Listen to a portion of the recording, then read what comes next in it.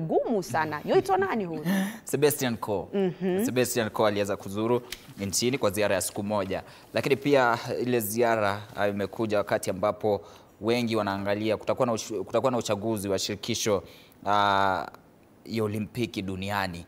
Kwa hivyo huyu Sebastian Coe akikuja Kenya anakuja kama njia mojawapo ni kampeni, lakini hataki zionekane kama kampeni. Lakini akizuru Kenya aliweza kumtembelea waziri wa michezo ambaye ni Salim Mvurya. Kando nayo pia akaweza kutembelea washikadau tofauti wa riadha humu nchini. Sebastian Coe akiwania urais wa shirikisho la Olimpiki nchini, akiwania urais wa shirikisho la Olimpiki duniani, atakuwa anatafuta kura 2 pekee Kenya. Nchini Kenya kuna kura 2 pekee yake. Lakini kila kura ina maana sana kwake. Wale ambao watakuwa wanapiga kura ni Humphrey Khayange ambaye ni mwanachama wa Olimpiki, alafu rais wa Olimpiki humu nchini ambaye ni Paul Tergat.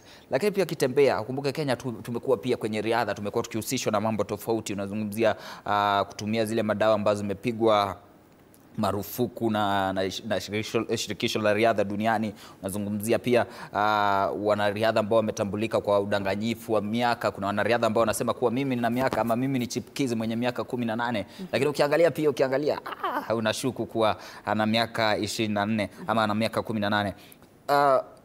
Sebastian Coe akizungumza pia aliweza kuwaonya wale wanariadha, akasema kuwa udanganyifu wa miaka utatumika kama njia ambayo tunasema kwa lugha ya kimombo doping cases. Itatumika kama pia njia mojawapo ama tutaitumia kama tutawaadhibu wanariadha ambao wana udanganyifu wa miaka kama wanariadha wengine ambao wanatumia madawa za kulevya.